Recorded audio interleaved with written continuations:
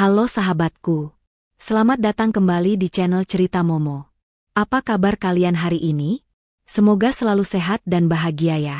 Hari ini Momo membawakan kisah spesial yang bakal bikin kalian gregetan parah. Tapi endingnya dijamin bikin puas banget. Judulnya, Demi Tutupi Aib, Mertuaku Memaksa Suamiku Menceraikanku dan Menikahi Anak Bos Demi Gengsi.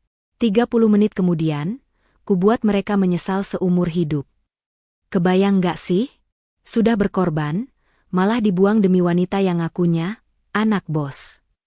Tapi tenang, karma itu datangnya ekspres cuma dalam 30 menit. Nah, sebelum kita masuk ke ceritanya, yuk dukung terus channel ini dengan cara tekan tombol subscribe dan like videonya ya, biar Momo makin semangat buat konten seru lainnya. Momo juga pengen kenalan nih sama sahabat semua. Yuk, tulis nama kalian, asal kota, dan ketik hadir di kolom komentar di bawah. Kita ramaikan kolom komentarnya. Sudah siap melihat bagaimana Kinar membungkam kesombongan mertuanya? Siapkan camilan kalian, dan mari kita mulai. Suasana di ruang tamu rumah bercat krem itu terasa begitu mencekam sore ini. Langit di luar yang mulai mendung seolah mewakili perasaan Dimas yang baru saja pulang dengan wajah pucat pasi. Tak ada sedikit pun rona kehidupan di wajahnya. Ia membanting tas kerjanya ke sofa dengan kasar, lalu menjatuhkan tubuhnya di sana sambil menjambak rambutnya sendiri dengan frustrasi. Napasnya memburu, seolah ia baru saja lari dari kejaran binatang buas. Di sudut ruangan, Bularas yang sedang mematut diri di depan cermin hias, terkejut melihat tingkah anak laki-laki satu-satunya itu. Ia meletakkan lipstik merah menyala yang baru saja hendak dipakainya, lalu berjalan menghampiri Dimas dengan langkah tergesa namun tetap menjaga wibawa. Daster sutra bermotif bunga yang dikenakannya berkibar pelan. Bularas menatap putranya dengan kening berkerut, bukan karena khawatir pada kesehatan anaknya, melainkan karena keributan itu mengganggu ketenangannya. Dimas gemetar hebat. Ia menatap ibunya dengan mata yang mulai memerah dan berair. Tanpa aba-aba, laki-laki itu tiba-tiba bersimpuh di kaki ibunya, memeluk lutut wanita parubaya itu dengan erat. Suaranya parau dan pecah saat ia mulai berbicara. Ia mengaku bahwa ia telah melakukan kesalahan fatal di kantor. Sebuah kesalahan yang tidak hanya bisa menghancurkan karirnya, tetapi juga bisa menyeretnya ke balik jeruji besi. Dimas mengaku telah menggelapkan dana operasional perusahaan untuk menutupi kerugian investasi bodong yang ia ikuti diam-diam beberapa bulan lalu. Awalnya ia berpikir bisa mengembalikannya saat keuntungan cair, tapi ternyata ia tertipu, dan sialnya, audit perusahaan dilakukan lebih cepat dari jadwal. Mendengar pengakuan itu, Bularas bukannya memeluk anaknya, melainkan mundur selangkah dengan mata melotot lebar. Wajahnya merah pada menahan amarah. Bukan marah karena anaknya mencuri, tapi marah karena bayangan rasa malu yang akan menimpanya. Ia langsung membayangkan bagaimana reaksi teman-teman sosialitanya, jeng-jeng arisannya, dan tetangga-tetangga yang selama ini selalu ia pameri tentang kesuksesan Dimas sebagai asisten manajer. Bularas berteriak histeris, menanyakan bagaimana Dimas bisa sebodoh itu. Ia mencengkram bahu anaknya, mengguncangnya keras, menuntut jawaban bagaimana cara menutupi aib ini sebelum berita menyebar. Bagi Bularas, kehormatan dan gengsi adalah segalanya di atas kebenaran. Di tengah keributan itu, Kinar muncul dari arah dapur dengan nampan berisi segelas air putih. Wajahnya tenang, teduh, tanpa riasan tebal seperti mertuanya. Kinar mengenakan pakaian rumahan yang sederhana namun rapi. Ia sudah mendengar semuanya dari balik tembok dapur tadi. Dengan langkah pelan, ia meletakkan gelas itu di meja, lalu duduk di samping Dimas, mengusap punggung suaminya dengan lembut. Sentuhan Kinar yang menenangkan justru ditepis kasar oleh Dimas. Laki-laki itu sedang kalut, dan kehadiran Kinar yang terlihat tenang justru membuatnya semakin merasa tertekan. Kinar menarik napas panjang, mencoba tetap sabar. Ia tahu suaminya sedang dalam masalah besar. Dengan suara lembut, Kinar bertanya berapa jumlah uang yang harus dikembalikan ke perusahaan agar Dimas tidak dilaporkan ke polisi. Dimas menjawab dengan suara tertahan, menyebutkan angka 150 juta rupiah. Angka yang sangat besar bagi mereka saat ini, mengingat gaya hidup Bularas yang boros selalu menggerogoti gaji Dimas setiap bulannya. Dimas menangis, mengatakan bahwa jika besok pagi uang itu tidak ada di rekening perusahaan, surat pemecatan dan laporan polisi akan dilayangkan. Mendengar keputusasaan itu, Kinar memberanikan diri untuk berbicara. Ia menatap mata suaminya lekat-lekat, lalu beralih menatap ibu mertuanya. Kinar berkata bahwa ia memiliki tabungan. Uang itu adalah simpanan darurat yang ia kumpulkan sedikit demi sedikit dari sisa uang belanja yang sering dipotong Bularas, ditambah sedikit warisan dari almarhum ayahnya yang selama ini ia rahasiakan demi keamanan. Kinar menawarkan uang itu untuk membantu menutup sebagian masalah Dimas. Ia berkata bahwa ia bisa mencairkan 50 juta rupiah sekarang juga. Namun, bukannya bersyukur, Bularas justru tertawa sinis. Tawa yang menyakitkan hati. Wanita itu menatap Kinar dari ujung kepala hingga ujung kaki dengan tatapan meremehkan. Bularas mencibir, mengatakan bahwa uang 50 juta itu tidak ada artinya. Ia menghina Kinar dengan kata-kata pedas, menyebut menantunya itu sok pahlawan dengan uang receh. Bularas mengatakan bahwa masalah ini butuh ratusan juta, bukan uang receh hasil mengirit belanja dapur yang rasanya hambar itu. Dimas pun ikut terdiam, tidak membela istrinya sama sekali, seolah setuju bahwa bantuan Kinar memang tidak berarti apa-apa dibandingkan besarnya masalah yang ia hadapi.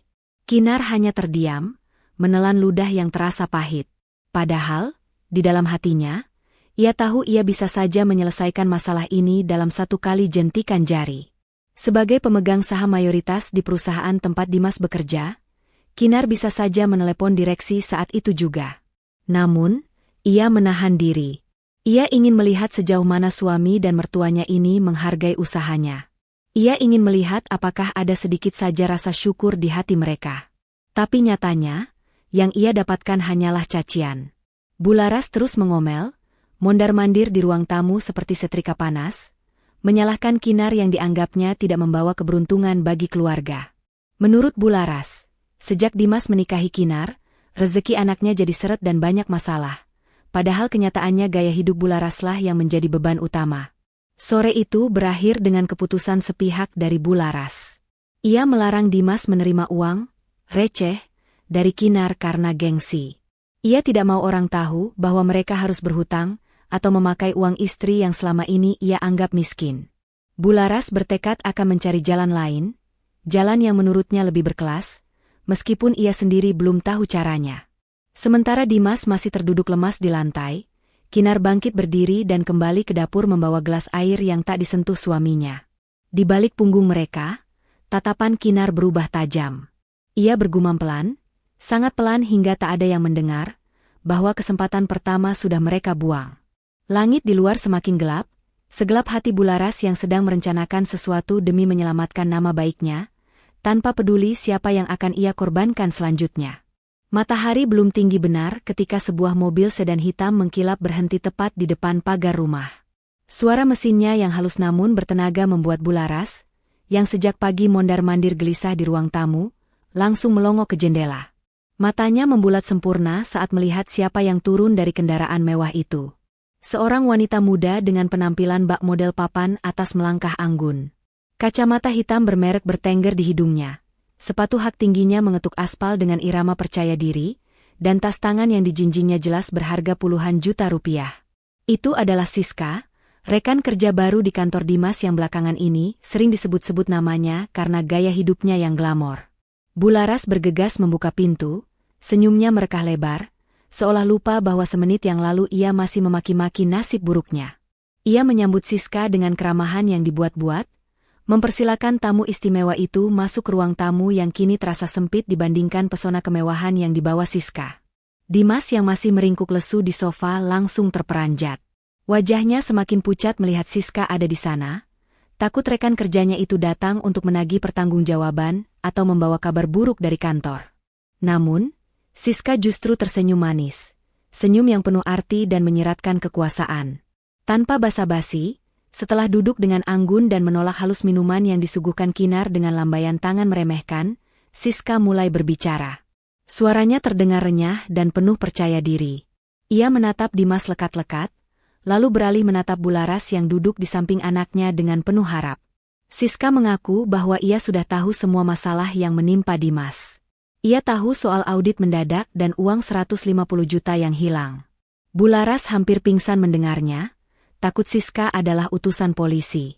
Namun, Siska tertawa kecil, Suara tawanya terdengar seperti denting koin emas di telinga Bularas.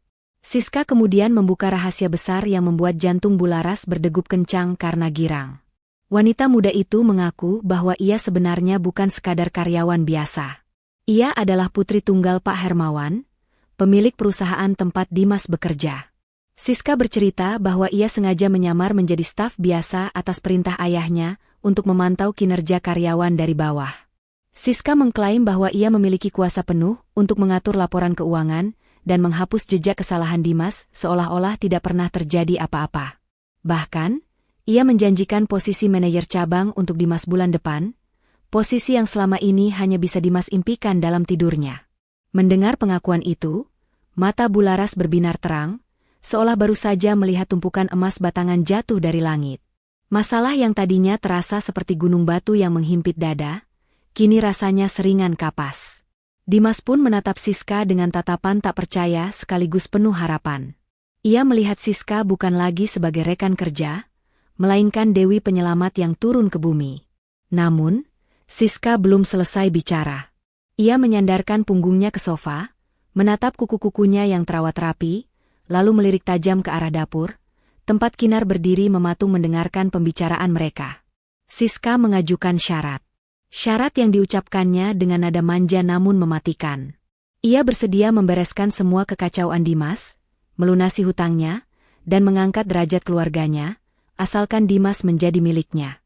Siska mengaku sudah lama menaruh hati pada Dimas, namun ia gengsi karena statusnya sebagai anak bos. Kini, ia memberi ultimatum. Ayahnya, Pak Hermawan, tidak akan pernah setuju putrinya berhubungan dengan pria beristri. Jika Dimas ingin selamat dan sukses, ia harus kembali menjadi lajang. Ia harus bersih dari ikatan masa lalu. Siska menegaskan bahwa ia tidak mau dimadu atau menjadi yang kedua. Bularas langsung menoleh cepat ke arah dapur, menatap Kinar dengan tatapan yang berubah total. Jika sebelumnya tatapannya hanya berisi kekesalan, kini tatapannya berisi tekad untuk menyingkirkan. Di mata Bularas, Kinar kini hanyalah kerikil tajam yang menghalangi jalan emas putranya. Kinar yang sedari tadi diam, merasakan dadanya sesak. Ia melihat gelagat suaminya yang mulai goyah. Dimas tidak membentak Siska atau membela pernikahannya, laki-laki itu justru menunduk, seolah sedang menimbang-nimbang tawaran yang menggiurkan itu. Kinar memberanikan diri mendekat, mencoba mengingatkan suaminya dengan suara bergetar.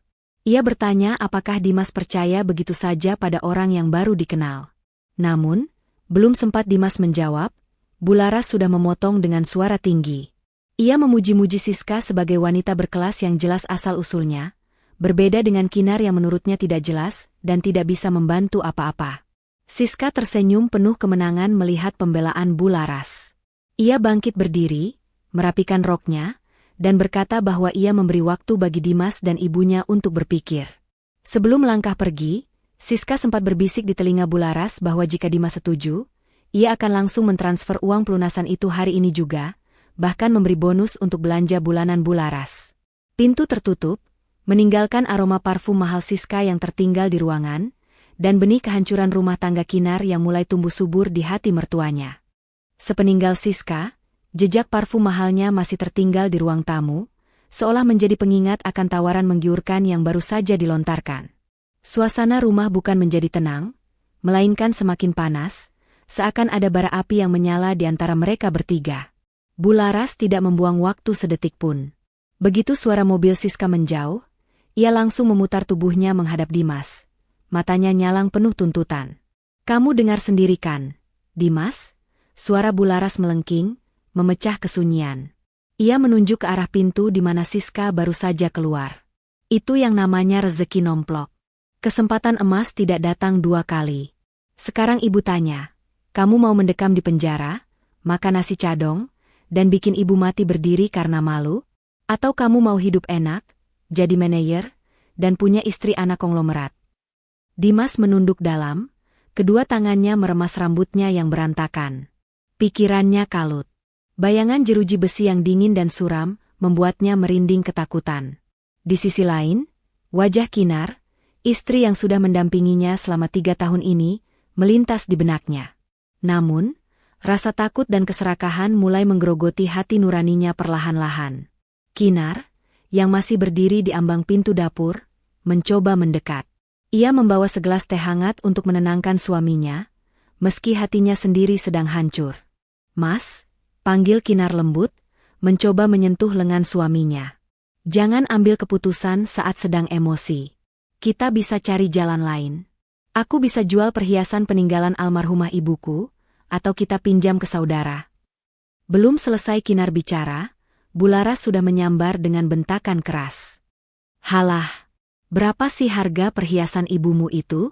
Paling cuma cukup buat beli kerupuk. Masalah Dimas ini ratusan juta, Kinar. Ratusan juta. Kamu mau jual diri pun belum tentu cukup." Kata-kata kasar itu meluncur begitu saja tanpa saringan, menancap tepat di ulu hati Kinar. Bularas beralih mencengkeram bahu Dimas, mengguncangnya kasar. "Dengar ibu, Dimas. Istri itu bisa dicari lagi. Tapi kalau karirmu hancur, namamu busuk, siapa yang mau sama kamu? Siska itu anak Pak Hermawan. Bapaknya bos kamu. Kalau kamu nikah sama dia, hidup kita terjamin 7 turunan. Ibu nggak perlu lagi pusing mikirin arisan atau utang panci. Kamu harus cerdas." Tekanan itu datang bertubi-tubi. Ponsel Dimas tiba-tiba bergetar di atas meja. Sebuah pesan masuk dari Siska. Dimas melirik layar ponselnya. Pesan itu berisi foto sebuah kunci mobil mewah dengan caption singkat. "Hadiah kecil buat kamu, kalau kamu sudah siap melangkah maju bersamaku. Jangan bikin aku nunggu lama, sayang." Mata Dimas membelalak. Godaan itu begitu nyata. Mobil impiannya ada di depan mata, hanya berjarak 1 tanda tangan di surat cerai. Perlahan, sikap Dimas mulai berubah. Tubuhnya yang tadi gemetar ketakutan kini mulai tegak. Ia menoleh menatap Kinar, namun kali ini tidak ada kehangatan di matanya. Tatapan itu dingin, asing, dan penuh perhitungan. "Bu benar," gumam Dimas pelan, namun cukup keras untuk didengar Kinar. Aku nggak bisa hidup miskin terus-terusan. Kin, aku capek. Aku capek dikejar target. Capek mikirin uang belanja yang gak pernah cukup." Siska nawarin solusi instan. "Dia bisa jamin masa depanku." Kinar tertegun. Ia tak menyangka suaminya akan serapuh itu imannya. "Jadi kamu lebih percaya janji manis wanita yang baru kamu kenal daripada istri yang menemanimu dari nol, Mas?" tanya Kinar, suaranya bergetar menahan tangis. "Jangan dramatis," potong Bularas cepat, berdiri membentengi anaknya dari Kinar. "Ini bukan soal cinta-cintaan kayak sinetron. Ini soal bertahan hidup. Kamu itu cuma beban, Kinar. Sejak nikah sama kamu, karir Dimas jalan di tempat. Mungkin benar kata orang pintar yang ibu temui dulu, auramu itu gelap, menutup rezeki suami." Kinar mundur selangkah. Tuduhan itu sungguh tidak masuk akal. Tapi di telinga Dimas yang sedang buta hati, ucapan ibunya terdengar seperti kebenaran mutlak. Dimas tidak membantah ibunya. Ia justru memalingkan wajah, enggan menatap mata istrinya yang basah. "Aku butuh waktu sendiri," ucap Dimas dingin, lalu beranjak masuk ke kamar dan membanting pintu keras-keras, meninggalkan Kinar sendirian menghadapi tatapan mencemooh Bularas. Bularas tersenyum sinis, merasa di atas angin. Ia mendekatkan wajahnya ke wajah Kinar, berbisik tajam penuh bisa. "Siap-siap saja berkemas. Sebentar lagi rumah ini akan punya nyonya baru yang lebih pantas." Kinar hanya diam, tangannya mengepal erat di sisi tubuhnya. Bukan karena marah yang meledak-ledak, tapi menahan diri untuk tidak tertawa miris melihat kebodohan dua manusia di hadapannya. Dalam hati ia bergumam, "Baiklah, jika kalian ingin bermain api, akan kupastikan kalianlah yang terbakar habis." Pagi itu, udara di dalam rumah terasa jauh lebih dingin dari biasanya, meski matahari sudah mulai meninggi. Keheningan yang menggantung di ruang makan bukan karena ketenangan, melainkan karena ketegangan yang siap meledak kapan saja. Dimas duduk di kursi makan dengan kemeja kerjanya yang kusut, mengaduk-aduk nasi goreng di piringnya tanpa selera. Matanya cekung, tanda ia tak bisa tidur semalaman memikirkan tawaran Siska yang terus menari-nari di kepalanya. Kinar, yang baru saja selesai mencuci piring, mengeringkan tangannya dan memutuskan untuk mencoba bicara sekali lagi. Ia tahu risiko ini besar, Tapi hati nuraninya tidak membiarkannya dia melihat suaminya terjerumus ke dalam lubang yang mungkin lebih dalam. Kinar menarik kursi di hadapan Dimas, duduk dengan punggung tegak, mencoba memancarkan ketenangan di tengah badai emosi suaminya. "Mas," panggil Kinar pelan namun tegas. "Aku sudah memikirkan semuanya semalaman. Ada yang ganjil dengan Siska. Coba kamu pikir pakai logika, Mas. Kalau dia benar anak Pak Hermawan, kenapa dia harus menyamar jadi staf biasa? Dan yang lebih aneh lagi, kenapa wanita sekelas dia, yang katanya kaya raya, begitu agresif mengejar laki-laki beristri yang sedang terlilit masalah hukum? Itu tidak masuk akal." Dimas menghentikan gerakan sendoknya. Ia mendongak, menatap istrinya dengan sorot mata yang sulit diartikan. Ada keraguan di sana, tapi sayangnya, rasa tamak lebih mendominasi. Sebelum Dimas sempat menjawab, suara langkah kaki berat terdengar mendekat dari arah ruang tengah.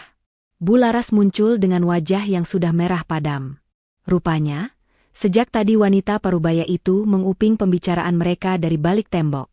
Tanpa aba-aba, Bu Laras menyambar gelas air di atas meja dan menyiramkan isinya tepat ke wajah Kinar. "Dasar wanita ular!" teriak Bu Laras melengking, membuat Dimas terlonjak kaget. Air dingin membasahi wajah dan jilbab Kinar, menetes hingga ke bajunya, namun Kinar tidak bergeming sedikit pun. Ia hanya menyeka wajahnya dengan tenang, menatap mertuanya dengan tatapan datar. "Ibu apa-apaan?" tanya Dimas setengah hati, tidak berani membentak ibunya. "Istrimu ini yang apa-apaan?" tunjuk Bu Laras tepat ke hidung Kinar. "Kamu itu bukan cuma miskin, tapi juga dengki. Kamu sengaja kan ngomong begitu biar Dimas ragu? Kamu takut kalau Dimas nikah sama Siska, kamu bakal kehilangan tempat numpang hidup di sini? Kamu iri melihat Siska yang cantik, kaya, dan bisa menyelamatkan nyawa suamimu, sementara kamu cuma bisa nyusahin." "Bu, aku bicara fakta," sanggah Kinar, suaranya tetap terkontrol meski hatinya mendidih. "Aku hanya tidak ingin Mas Dimas tertipu. Bagaimana kalau Siska bohong? Bagaimana kalau ini cuma jebakan? Jebakan matamu." Bu Laras melayangkan tangannya, dan suara tamparan keras menggema di ruang makan itu. Pipi Kinar terasa panas dan perih seketika. Kepala Kinar tertoleh ke samping akibat kerasnya tamparan itu. Dimas terdiam, membeku di kursinya. Ia melihat istrinya ditampar, tapi mulutnya terkunci rapat. Ketakutannya pada ibunya dan harapannya pada uang Siska membuatnya bisu. "Dengar ya," desis Bu Laras, mendekatkan wajahnya ke wajah Kinar yang kini memerah. "Siska itu harapan satu-satunya keluarga ini. Dia bawa kunci mobil, dia bawa janji pelunasan hutang. Kamu bawa apa? Masalah. Sejak Dimas nikah sama kamu, rezekinya seret. Kamu itu pembawa sial. Penghalang kesuksesan suami. Harusnya kamu sadar diri, kalau kamu benar-benar cinta sama Dimas, kamu bakal mundur sukarela biar dia bahagia." Bu Laras menarik napas panjang, lalu menatap Dimas dengan tajam. "Dimas, ibu nggak mau dengar lagi hasutan istri pembawa sialmu ini. Siska tadi telepon ibu, dia minta kepastian sebelum jam makan siang. Kalau kamu nggak ceraikan wanita ini sekarang juga, Siska bakal tarik semua tawarannya dan membiarkan kamu membusuk di penjara. Pilih sekarang, Dimas. Ibumu atau wanita ini?" Dimas menatap Kinar yang masih memegangi pipinya yang merah. Di mata Kinar, Dimas tidak lagi melihat cinta, melainkan melihat penghalang. Bayangan mobil mewah, jabatan manajer, dan kebebasan dari hutang menutupi akal sehatnya. Perlahan, sorot mata Dimas berubah menjadi dingin dan asing, seolah Kinar adalah orang asing yang baru ia temui di jalan. "Maaf, Kin," ucap Dimas lirih, namun kata-katanya setajam sembilu. "Ibu benar. Kamu memang tidak pernah mendukung impianku. Mungkin memang kita tidak jodoh. Aku tidak bisa hidup dalam ketakutan dan kemiskinan terus-menerus. Aku butuh Siska." Kinar menurunkan tangannya dari pipi. Ia menatap suami dan mertuanya bergantian. Tidak ada air mata yang jatuh kali ini. Rasa sakit di hatinya perlahan membeku menjadi sebuah ketetapan hati yang kuat. Ia sadar, tidak ada gunanya lagi berdebat dengan orang yang sudah dibutakan oleh dunia. Kinar menegakkan punggungnya, menatap mereka dengan sorot mata yang berbeda dari biasanya. Sorot mata seorang penguasa yang sedang melihat bawahan yang membangkang, meski mereka belum menyadarinya. Baiklah, ucap Kinar pelan, suaranya dingin menusuk tulang. Kalau itu mau kalian. Anggap saja tamparan tadi adalah tanda putusnya rasa hormatku pada ibu, dan ucapanmu tadi, Mas, adalah tanda matinya kesetiaanku. Lanjutkan rencanamu. Aku tidak akan menghalangi lagi. Siang itu, matahari bersinar terik, seolah ikut memanaskan suasana di dalam rumah tipe 36 yang kini terasa sesak oleh ambisi dan pengkhianatan. Siska sudah kembali duduk di sofa ruang tamu, kali ini dengan gaya yang jauh lebih angkuh. Ia menyilangkan kakinya yang jenjang, sesekali melirik jam tangan emas yang melingkar di pergelangan tangannya, memberikan sinyal bahwa waktunya sangat berharga dan tidak boleh disia-siakan untuk drama murahan. Di hadapannya, Bularas tampak sibuk menyuguhkan camilan toples yang baru saja ia beli di warung depan, berusaha menjamu calon menantu kaya itu sebaik mungkin. Sementara itu, Dimas berdiri kaku di tengah ruangan. Keringat dingin mengalir di pelipisnya. Tatapannya berpindah-pindah antara Siska yang menatapnya menuntut, dan Kinar yang duduk tenang di kursi kayu sudut ruangan dengan tangan terlipat di pangkuan. Jadi, bagaimana, Dimas? Suara Siska memecah keheningan. Nadanya terdengar bosan namun mengintimidasi. Aku tidak punya waktu seharian. Papa sudah menunggu di kantor untuk tanda tangan surat promosimu. Tapi ingat, surat itu hanya akan turun kalau statusmu sudah jelas. Aku tidak mau pacaran sama suami orang.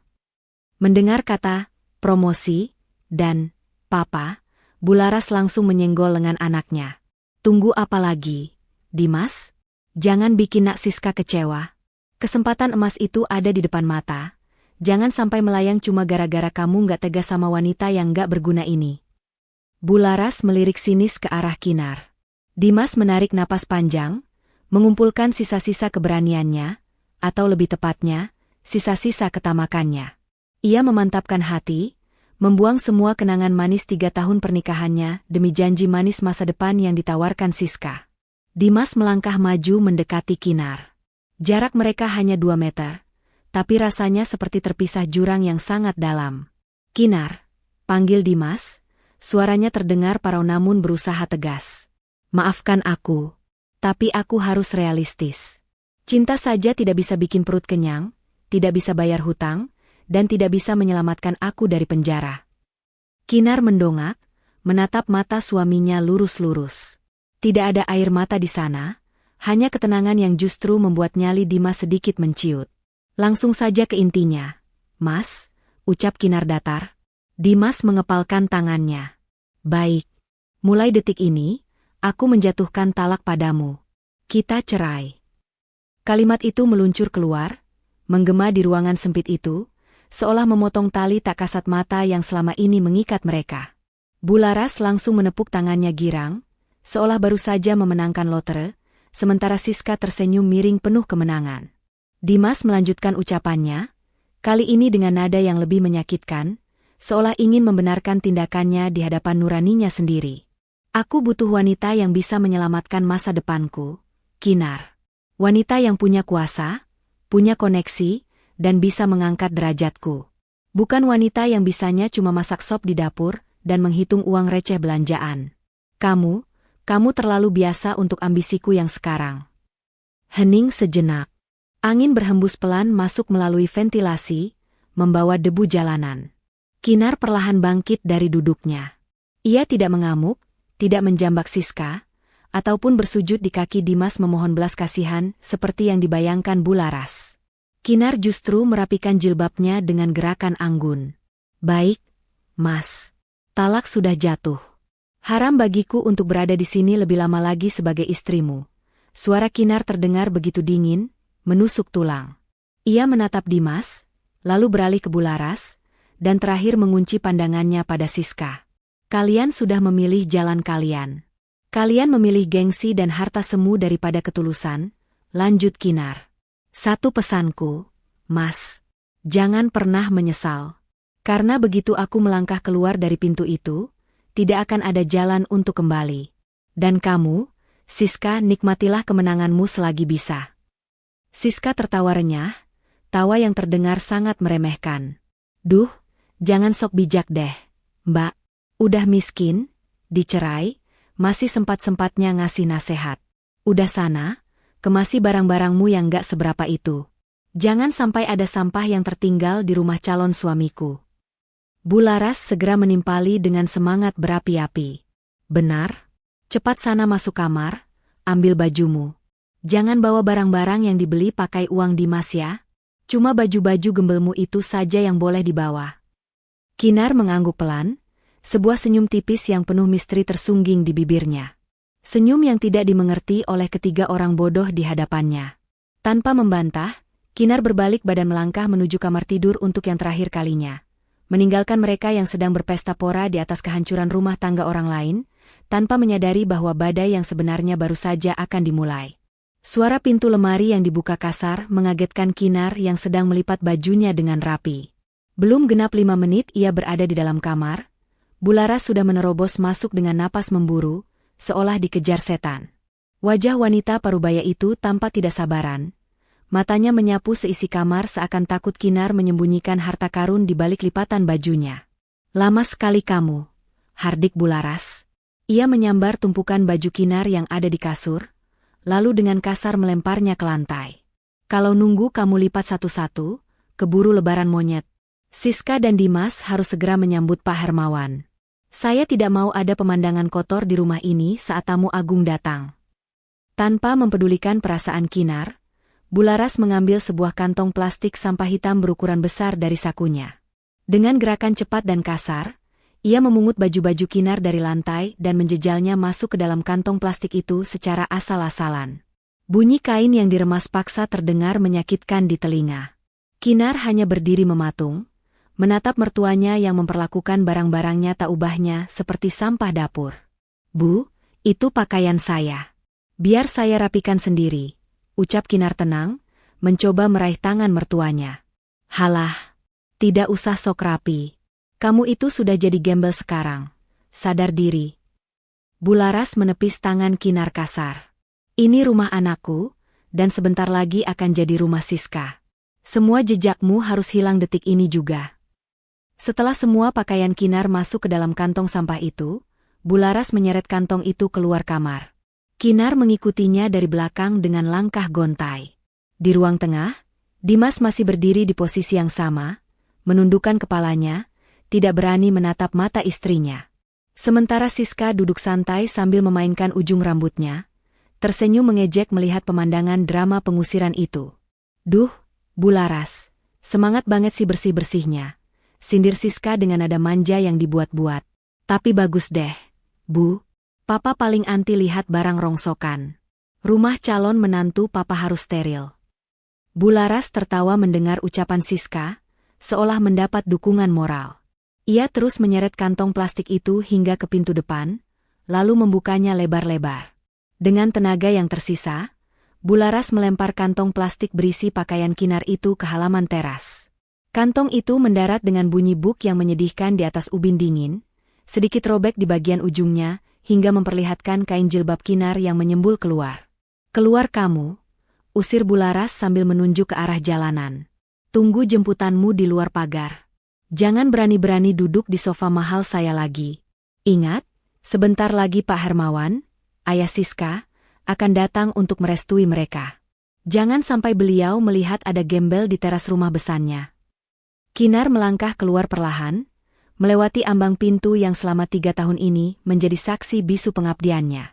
Ia berhenti sejenak tepat di depan Dimas yang masih mematung. Mas, ucap Kinar pelan, tanpa menoleh.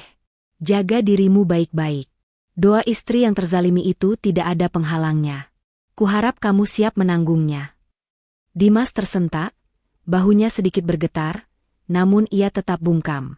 Rasa bersalah dan tamak berperang hebat di dalam dadanya.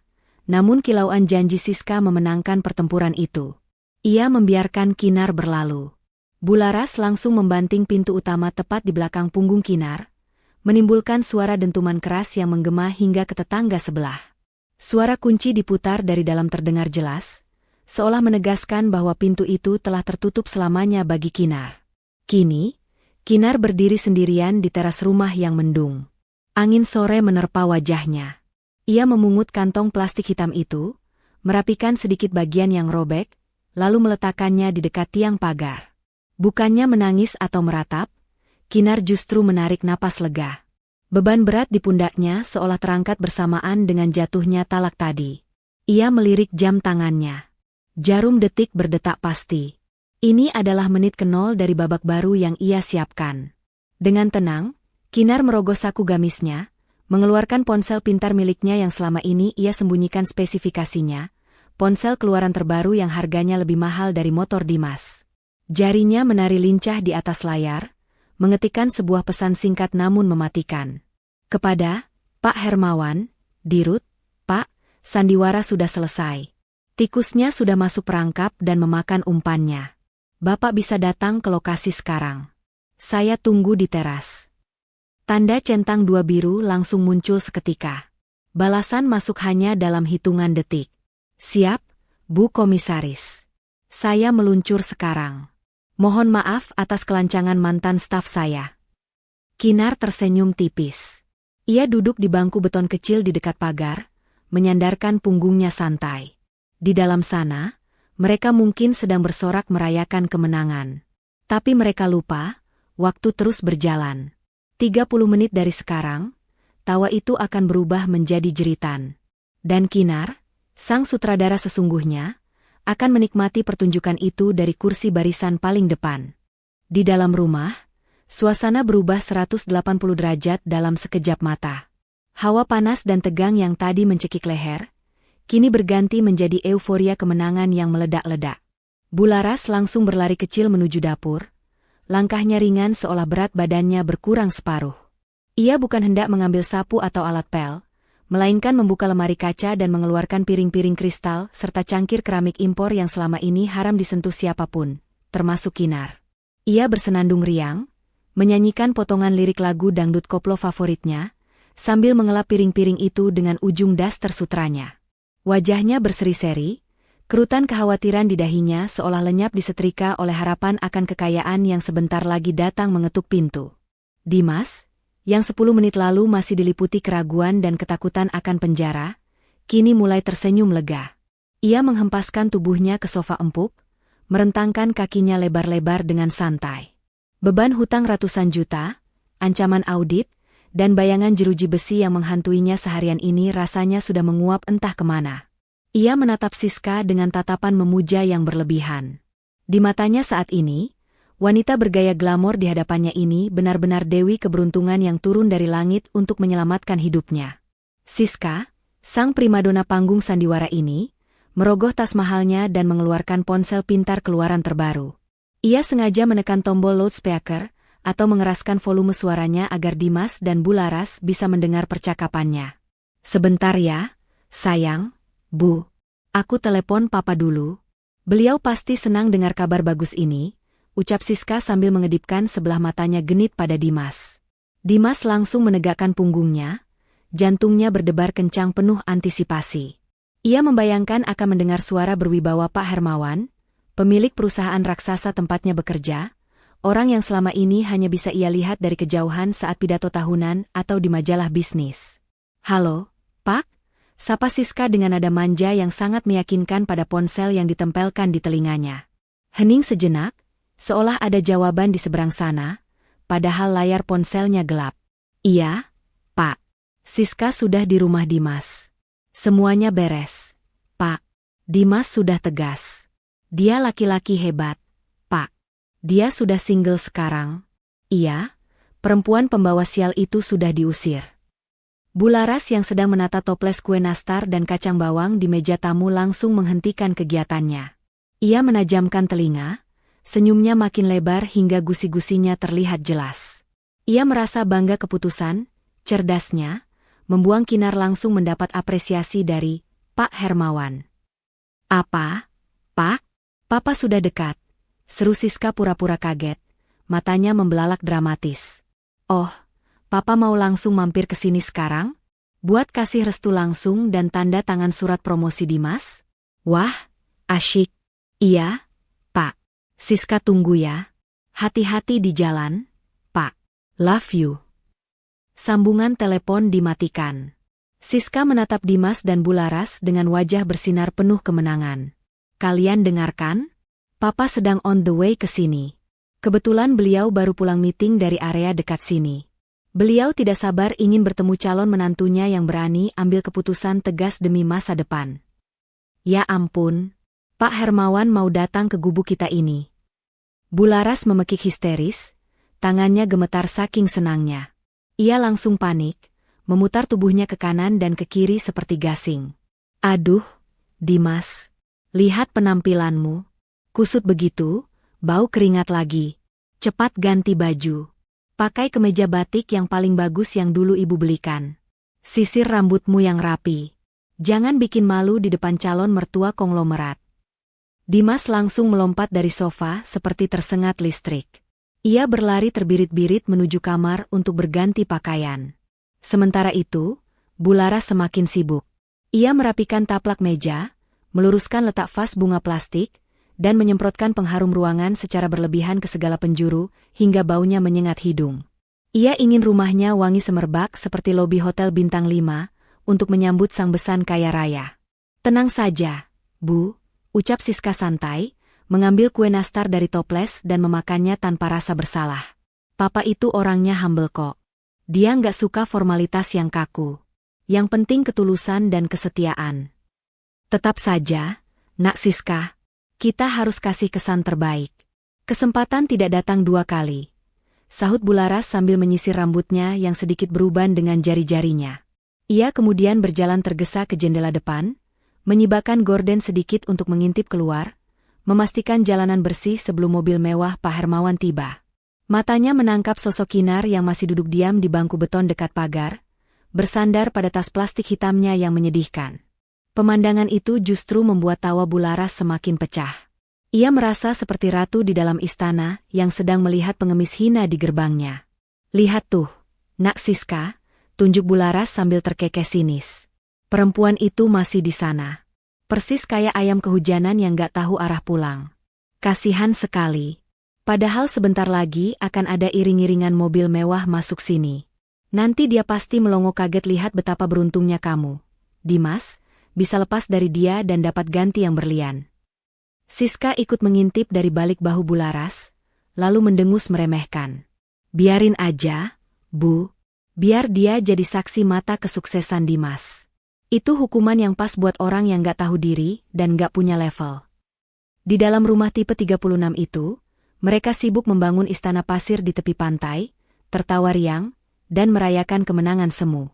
Mereka benar-benar tidak sadar bahwa ombak besar bernama kenyataan sedang bergulung tinggi di kejauhan, siap menyapu bersih semua mimpi, harga diri, dan kesombongan mereka hanya dalam hitungan menit. Dimas keluar dari kamar dengan kemeja batik licin dan rambut klimis. Wajahnya penuh percaya diri, siap menyambut ayah mertua barunya.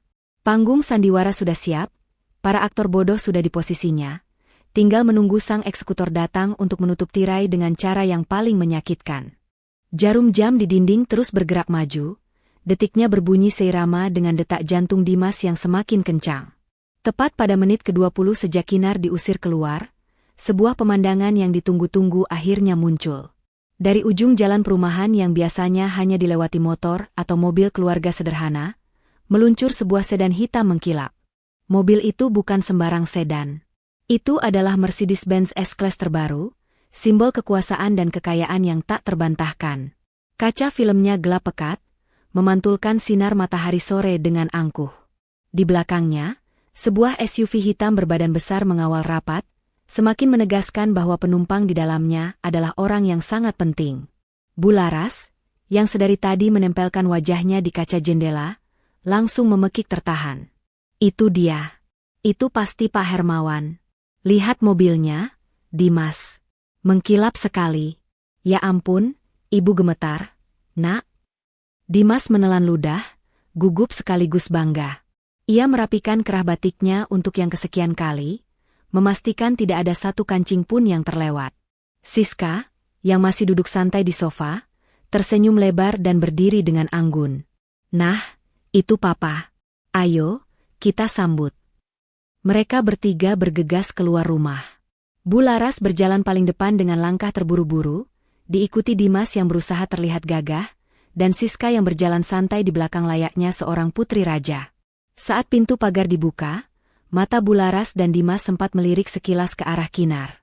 Kinar masih duduk di sana, di bangku beton kumuh di luar pagar. Ia tidak beranjak sedikitpun, bahkan saat mobil mewah itu berhenti tepat di depannya. Tatapan Kinar lurus ke arah mobil itu, wajahnya tenang, tanpa ekspresi kaget atau kagum yang diharapkan Bularas. Hal ini membuat Bularas semakin gemas ingin mengejek. "Minggir kamu," desis Bularas sambil menyenggol bahu Kinar kasar saat ia lewat. "Jangan menghalangi jalan tamu agung. Sadar diri sedikit." Namun Kinar tidak bergeser. Ia hanya membetulkan posisi duduknya sedikit, memberi ruang yang cukup sempit, seolah menantang. Bularas tidak sempat marah lebih lanjut, karena pintu mobil sedan mewah itu sudah terbuka. Seorang sopir berseragam safari turun dengan sigap, berlari kecil memutar untuk membukakan pintu penumpang belakang. Kaki beralas sepatu pantofel kulit mengkilap menapak ke aspal. Keluarlah sosok Pak Hermawan. Pria parubaya itu tampak karismatik dengan setelan jas abu-abu tua yang dijahit sempurna pas di badan, jam tangan Rolex emas melingkar di pergelangan tangannya, dan aura kepemimpinan yang kuat memancar dari setiap geraknya. Dua orang pria berbadan tegap turun dari SUV pengawal, berdiri siaga di sisi kiri dan kanannya. Jantung Dimas rasanya mau copot. Itu benar-benar Pak Hermawan, bos besar di kantor pusat yang selama ini hanya ia lihat di layar proyektor saat rapat tahunan. Dan sekarang, orang nomor satu itu berdiri di depan pagar rumahnya yang sederhana. Bularas langsung maju dengan senyum paling manis yang ia bisa buat, tubuhnya membungkuk-bungkuk hormat berlebihan, persis seperti abdi dalam keraton. "Selamat datang, Pak Besan." Maksud saya, Pak Hermawan yang terhormat. Suatu kehormatan besar Bapak Sudi mampir ke gubuk reot kami ini. "Silakan, Pak, silakan masuk. Kami sudah siapkan sambutan sederhana." Dimas ikut membungkuk-kikuk, tangannya gemetar saat mencoba menyalami tangan Pak Hermawan. "Selamat siang, Pak Dirut. Saya Dimas, staf bagian keuangan."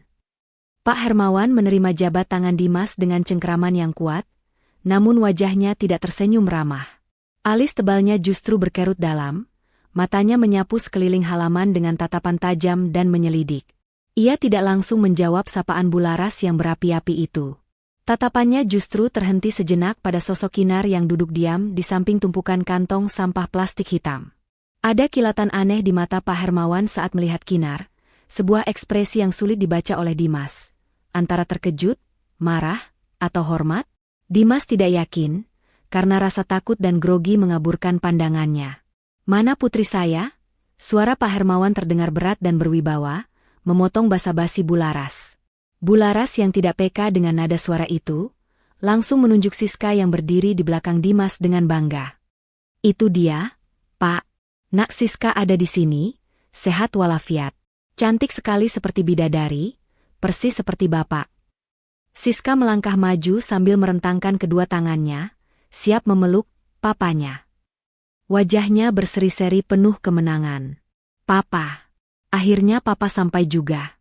Kenalkan, ini Dimas, calon suami Siska yang Siska ceritakan tadi di telepon. Dia sudah bereskan semua masa lalunya demi Siska, Pak."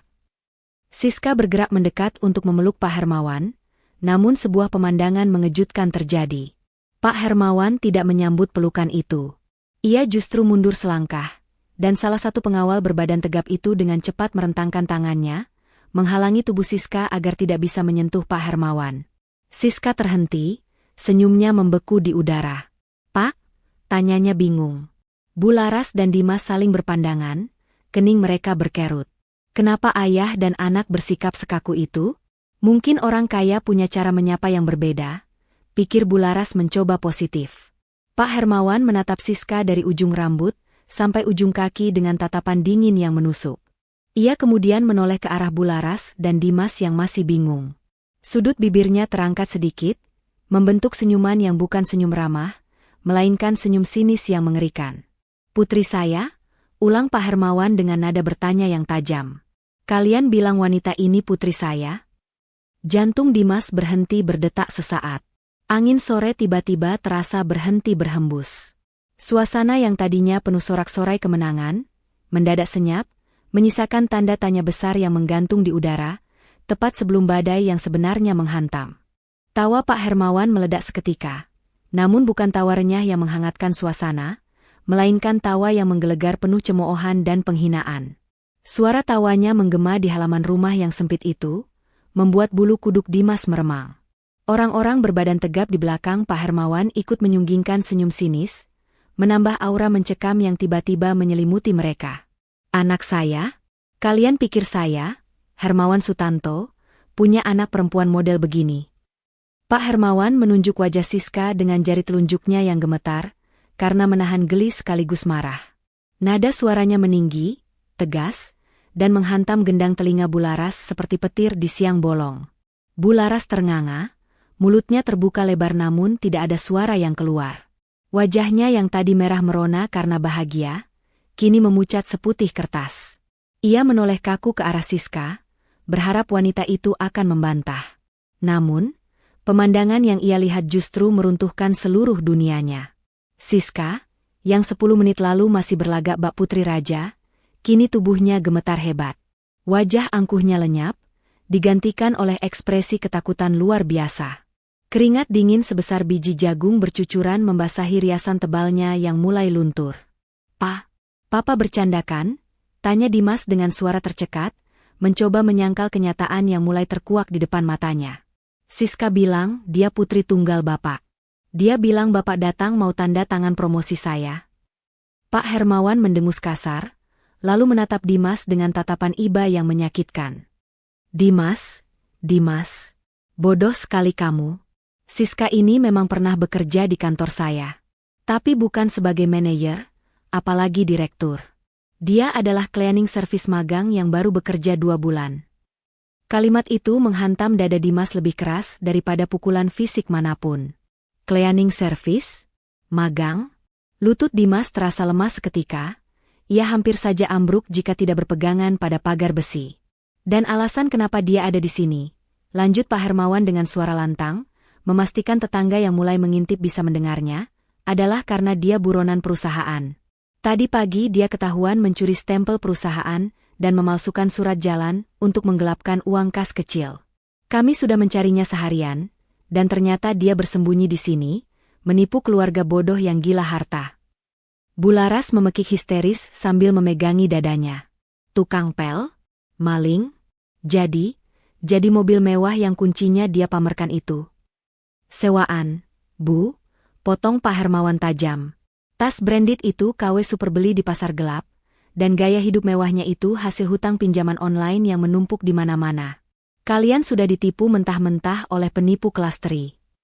Siska, yang merasa sudah terpojok, tiba-tiba mencoba mengambil langkah 1000. Ia berbalik badan dan hendak lari menerobos celah di antara mobil pengawal. Namun, gerakan 2 pengawal Pak Hermawan jauh lebih cepat. Dalam sekejap mata, lengan Siska ditekuk ke belakang. Wanita itu menjerit kesakitan saat borgol besi dipasangkan paksa di pergelangan tangannya. Lepasin aku. Dimas, tolong aku. Bularas, tolong, jerit Siska meronta-ronta. Tapi kali ini, tidak ada lagi panggilan, sayang, atau nada manja. Yang ada hanya teriakan putus asa seorang kriminal yang tertangkap basah. Dimas mundur ketakutan, menatap Siska dengan pandangan jijik dan ngeri. Ia baru saja menceraikan istri yang tulus dan setia, mengusir wanita yang menemaninya dari nol, demi seorang penipu buronan polisi. Penyesalan itu mulai merambat naik dari ulu hatinya, mencekik lehernya hingga ia sulit bernapas. Bularas jatuh terduduk di aspal. Kakinya tidak kuat lagi menopang tubuhnya. Bayangan menjadi besan konglomerat hancur lebur menjadi debu. Emas, berlian, dan status sosialita yang sudah ia rangkai di kepalanya meledak, menyisakan rasa malu yang tak tertahankan. Ia baru saja menghina Kinar habis-habisan, membuang menantunya itu seperti sampah, hanya untuk menyembah kaki seorang pencuri. Bawa dia ke kantor polisi sekarang. Perintah Pak Hermawan dingin pada pengawalnya. Siska diseret masuk ke dalam mobil SUV belakang tanpa ampun, teriakannya perlahan menghilang di telan pintu mobil yang tertutup rapat. Kini, di halaman itu hanya tersisa keheningan yang menyakitkan. Pak Hermawan merapikan jasnya yang sedikit kusut, lalu kembali menatap Dimas dan Bularas yang masih dalam kondisi syok berat. Saya benar-benar tidak habis pikir. ucap Pak Hermawan sambil menggelengkan kepalanya pelan. Kalian membuang berlian demi memungut batu kerikil. Kalian butakan mata hati demi gengsi semu. Sekarang, nasi sudah menjadi bubur. Kalian kehilangan segalanya. Dimas mengangkat wajahnya yang basah oleh keringat dingin. Pak, tolong saya, Pak, rintihnya memelas. Saya tidak tahu, saya ditipu. Tolong jangan pecat saya, Pak. Saya punya tanggungan. Ibu saya. Pak Hermawan menatap Dimas dingin. Urusan pekerjaan kamu, itu nanti. Ada hal yang jauh lebih penting yang harus saya lakukan sekarang. Sesuatu yang seharusnya sudah saya lakukan sejak lama. Tanpa mempedulikan Dimas yang merengek, Pak Hermawan memutar tubuhnya. Ia tidak berjalan menuju mobilnya, melainkan berjalan lurus ke arah bangku beton di luar pagar, tempat Kinar masih duduk dengan tenang menyaksikan semua drama itu. Dimas dan Bularas mengikuti arah pandang Pak Hermawan dengan bingung. Kenapa bos besar itu berjalan ke arah Kinar?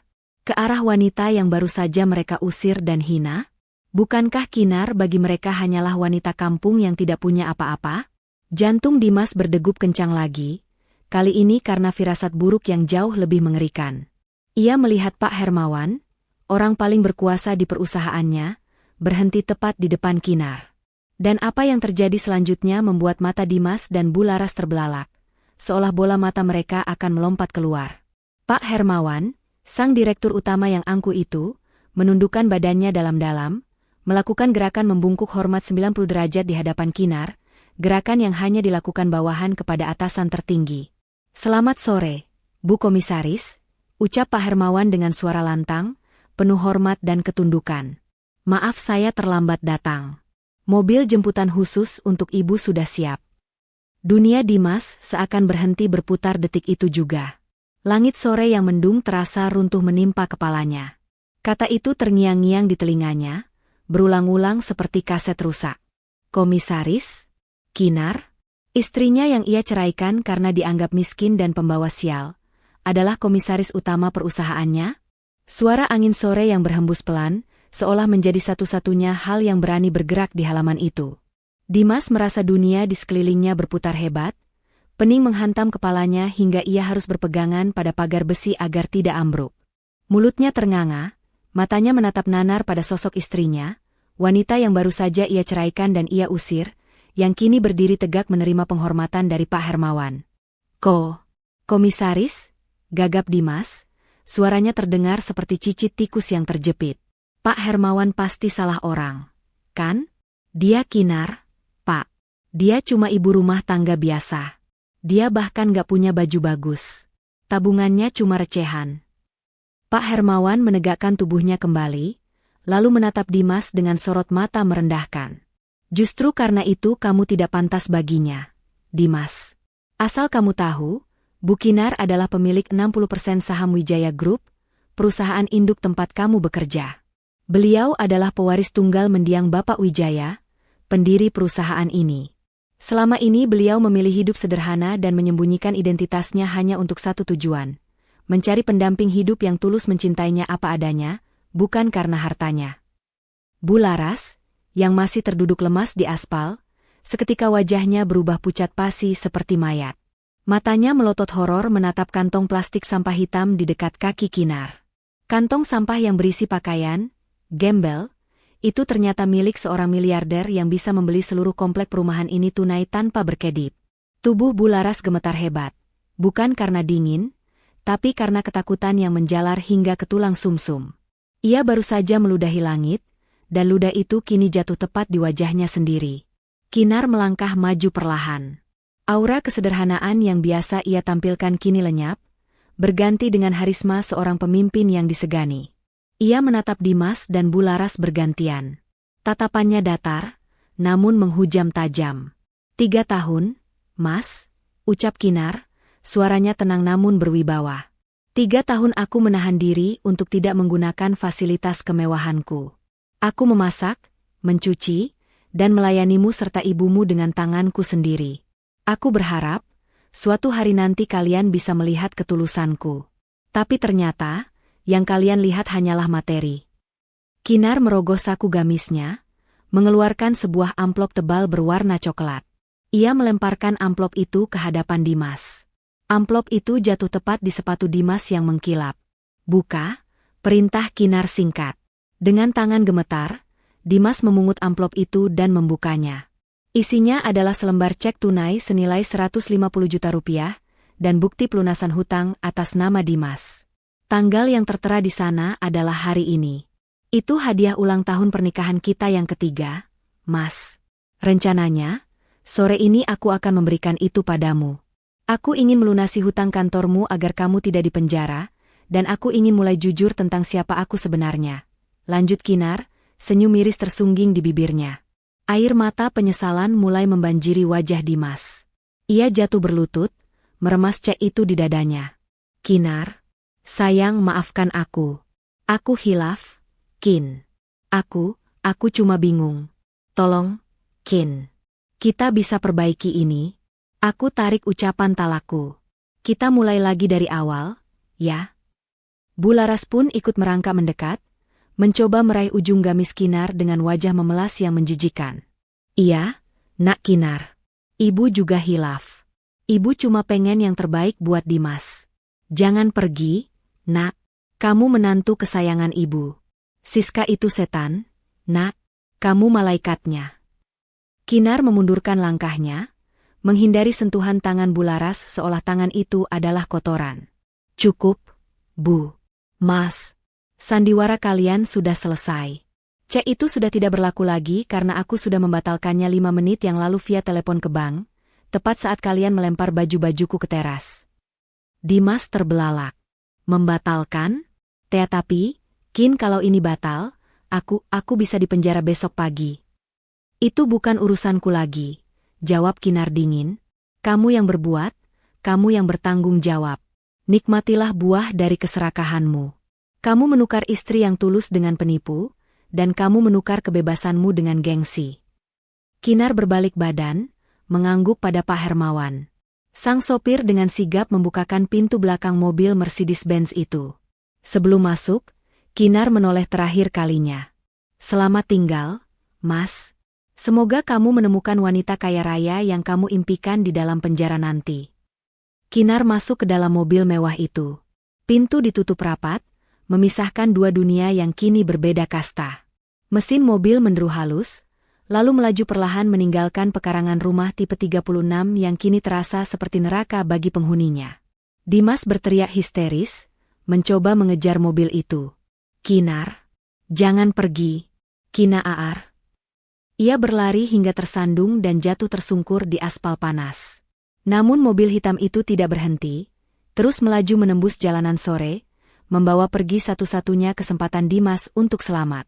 Di belakang, Bularas pingsan seketika saat menyadari bahwa tidak hanya kehilangan menantu kaya, tapi anaknya juga akan segera diseret ke penjara, dan hutang-hutang gaya hidupnya tak akan ada lagi yang menanggung. Langit sore berubah gelap, hujan mulai turun rintik-rintik, seolah alam semesta sedang mencuci bersih jejak kebodohan mereka. 30 menit yang lalu mereka merasa menang. Namun kini, penyesalan itu datang mencekik, menghancurkan mereka seumur hidup. Pesan moral. Jangan pernah menilai seseorang hanya dari penampilan luarnya, dan jangan pernah menukar ketulusan hati yang nyata dengan kemewahan semu yang belum pasti. Keserakahan dan gengsi hanya akan menutup mata hati, membuat kita membuang, berlian, demi memungut kerikil, yang pada akhirnya hanya menyisakan penyesalan yang terlambat.